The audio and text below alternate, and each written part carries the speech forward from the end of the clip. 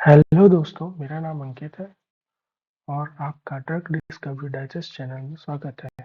आज हम बात करेंगे एडवर्स ड्रग रिएक्शंस के बारे में और उन्हें कैसे आइडेंटिफाई करें। आज हम जानेंगे एडवर्स ड्रग रिएक्शंस के बारे में, वो कितने प्रकार के होते हैं और उनको कैसे आइडेंटिफाई कर सकते हैं और क्या-क्या फैक्टर्स होते हैं जिनके कारण एडवर्स ड्रग रिएक्शंस लोगों में होते हैं। तो एडवर्स ड्रग रिएक्शंस क्या होता है?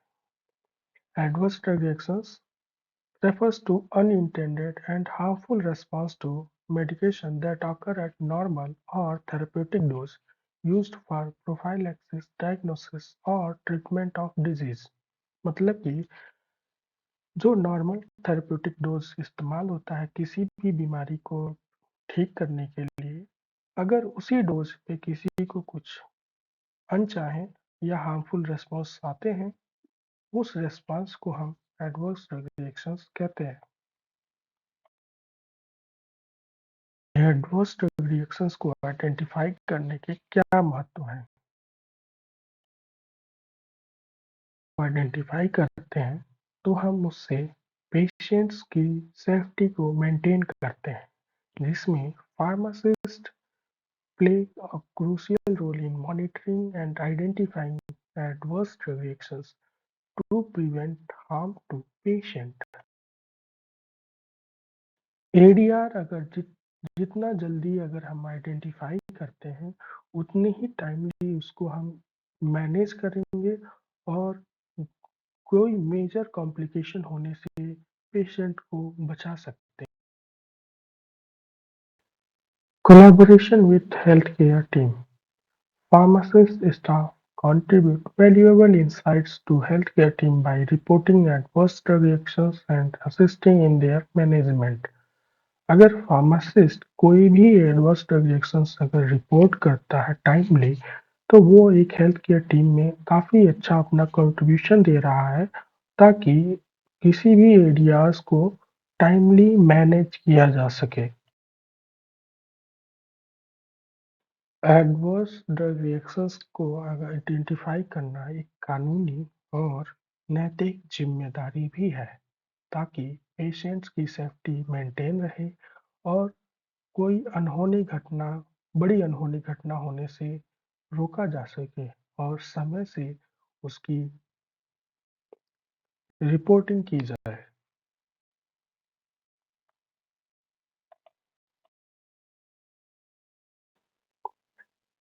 एडीआर क्लासिफिकेशन, एडीआर क्लासिफिकेशन से क्या मदद हो सकता है?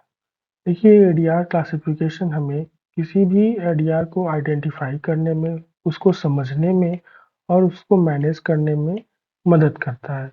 और उस अगर हम क्लासिफाई करते हैं, तो हम ये भी जान सकते हैं कि वो किस तरीके से अपना काम कर रहा है, कि क्या वो फार्माकोलॉजिकल इफेक्ट है, इम्यूनोलॉजिकल रिएक्शंस हैं या फिर टॉक्सिक इफेक्ट है। Type A ADR, also known as augmented adverse drug reactions, ये जो है डोज के ऊपर डिपेंड करते हैं और हम इसको प्रिडिक्ट कर सकते हैं जो भी दवा है उसकी फार्माकोलॉजिकल एक्शन से। ये जनरली जो है थेरेप्यूटिक डोज पे होते हैं और mild to moderate in severity होते हैं। एग्जांपल्स में हम समझेंगे तो जो जीआई डिस्टर्बेंस होता है, जैसे कि नाज़िया, डायरिया, पेप्टिक अल्सर, ये NSAIDs हैं। हाइपोग्लाइसीमिया विथ इंसुलिन और सल्फोनिलयूरिया इन डायबिटिक पेशेंट।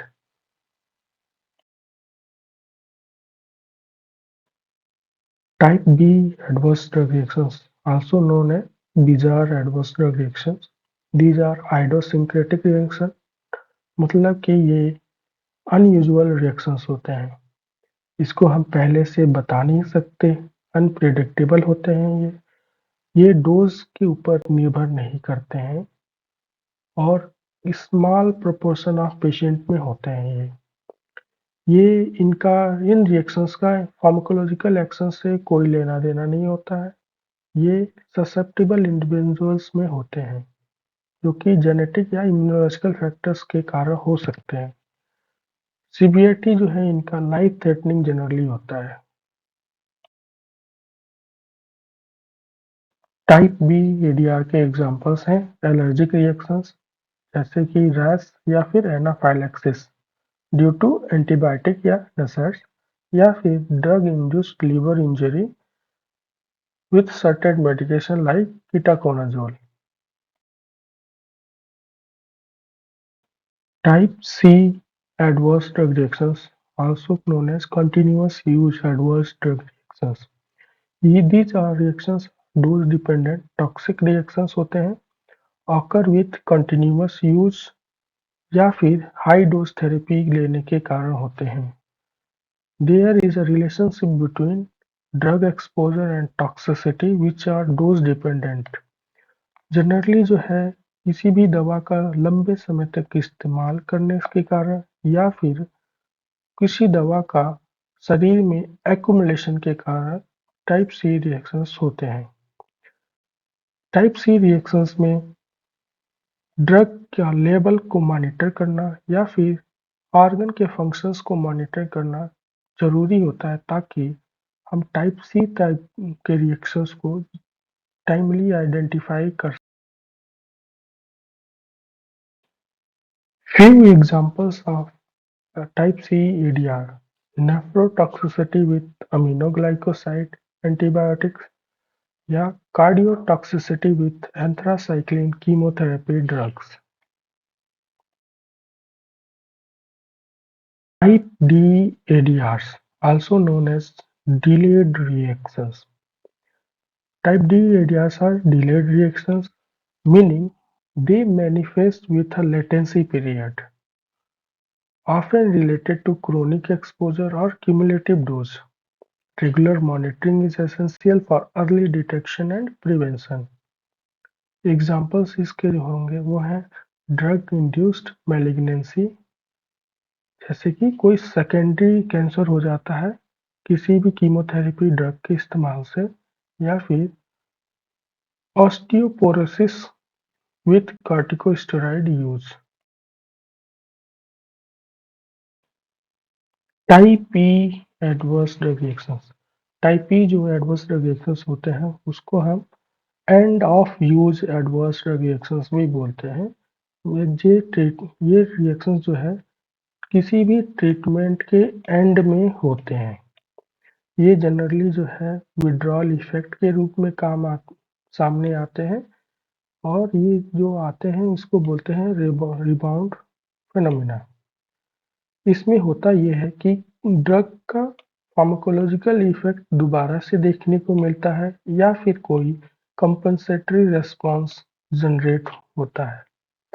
इस केस में क्या करते हैं कि gradual tapering off drug help in minimising withdrawal symptom मतलब कि tapering off drug small small करके हम दवा को बंद करते हैं सडन बंद नहीं करते हैं नहीं तो टाइप टी रिएक्शंस हो सकते हैं। एग्जांपल्स में देखें एंटी डिप्रेसेंट को जब हम डिसकंटिन्यूएशन करते हैं तो उसमें जो है कुछ सिंड्रोम आते हैं और rebound hypertension after abrupt withdrawal of hypertensive medications and common sign and symptoms of adverse drug reactions। जो एडवर्स ड्रग रिएक्शंस हैं वो किसी भी बहुत तरीके से जनरली देखने को मिलता है और अलग-अलग सीवियरिटी में प्रेजेंट करते हैं अपने आप को और इन सब साइन और सिम्टम को जो है जानना एक फार्मासिस्ट के लिए काफ़ी महत्वपूर्ण होता है ताकि हम उसको टाइमली आइडेंटिफाई कर सकते हैं और उसको रिपोर्ट कर सकते हैं और पेशेंट को सेफ रखें। हम कुछ एडवर्स ड्रग रिएक्शंस के कॉमन साइन एंड सिम्टम्स को देखते हैं जैसे कि एलर्जिक रिएक्शंस होते हैं रैश हो जाता है स्वेलिंग हो सकता है इचिंग हो सकता है जीआई सिम्टम्स में क्या हो सकते हैं नॉजिया हो सकती है वोमिटिंग हो सकती है एंड डायरिया हो सकता है। कार्डियोवास्कुलर सिम्टम्स में क्या हो सकते हैं पाल्पिटेशन हो सकता है हाइपोटेंशन हो सकता है एंड अरिदमिया हो सकता है। कुछ अन्य सिम्पटम्स क्या हो सकते हैं कि चक्कर आ रहा है, सर दर्द कर रहा है या फिर थकान लग रहा है। क्या-क्या फैक्टर्स होते हैं जिसके कारण एडवर्स ड्रग रिएक्शंस होने की संभावना होती है?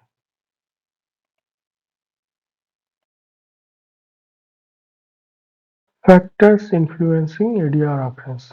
बहुत सारे फैक्टर्स हो सकते हैं जिसके कारण रिएक्शंस हो सकते हैं और पेशेंट को इम्पैक्ट करते हैं। ये जो है जनरली पेशेंट रिलेटेड फैक्टर्स हो सकते हैं या फिर ड्रग रिलेटेड फैक्टर्स हो सकते हैं। पेशेंट रिलेटेड फैक्टर्स में क्या आएगा? एज आ सकता है पेशेंट का, क्या वो बूढ़ा है, एल्डरली पेशेंट है। अगर एल्डरली पेशेंट है तो उनमें क्या हो सकता है कि उनमें फिजियोलॉजिकल चेंज होता है जिसके कारण ड्रग्स का मेटाबॉलिज्म एक्सक्रीशन सही तरीके से नहीं हो पाता है।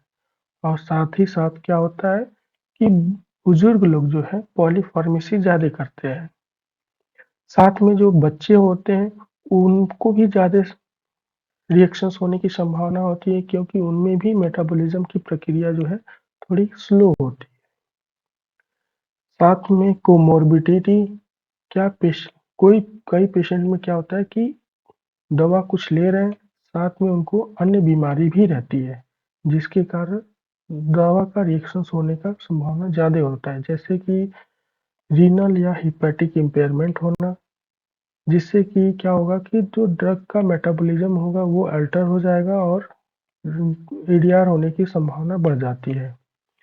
साथ में क्या हो सकता है जेनेटिक फैक्टर जो है इन्फ्लुएंस करते हैं ड्रग के मेटाबॉलिज्म को और रिस्पॉन्स में, और ये एक मेजर कारण हो सकते हैं एडीआर के होने में। ड्रग रिलेटेड फैक्टर्स क्या हो सकते हैं? डोजेस, हम किसी भी ड्रग की क्या क्वांटिटी इस्तेमाल कर रहे हैं। अगर हम हाई डोज लेंगे तो क्या हो सकता है, हमारी ईडीआर होने की चांसेस बढ़ जाती हैं, जिससे क्या होगा कि टॉक्सिसिटी हो सकता है या फिर एडवर्स इफेक्ट हो सकता है। रूट ऑफ एडमिनिस्ट्रेशन, अलग अलग रूट ऑफ ड्रग एडमिनिस्ट्रेशन जो भी होते हैं उनका अलग अलग अपना एब्जॉर्प्शन एडीएमई का फंडा होता है, जिसके कारण रिएक्शंस होने की संभावना भी बढ़ जाती है। ड्रग इंटरेक्शंस, अगर हम कॉन्करेंट मल्टीपल ड्रग्स अगर इस्तेमाल कर रहे हैं तो वो क्या करेंगे, या तो किसी एक ड्रग जो है दूसरे ड्रग की एक्टिविटी को बढ़ा सकता है या फिर उसकी एक्टिविटी को कम कर सकता है, और ये एक रिस्पॉन्सिबल फैक्टर है एडीआर होने का। तो आज हमने जाना एडवर्स ड्रग रिएक्शंस के बारे में, उनकी क्लासिफिकेशंस के बारे में, क्या कॉमन साइन एंड सिम्टम्स के बारे में, और क्या-क्या फैक्टर्स होते हैं जिसके कारण एडवर्स ड्रग रिएक्शंस होने की संभावना है। आप सभी का धन्यवाद। कुछ अगर आपको सुझाव देना है तो आप कमेंट में दे सकते हैं।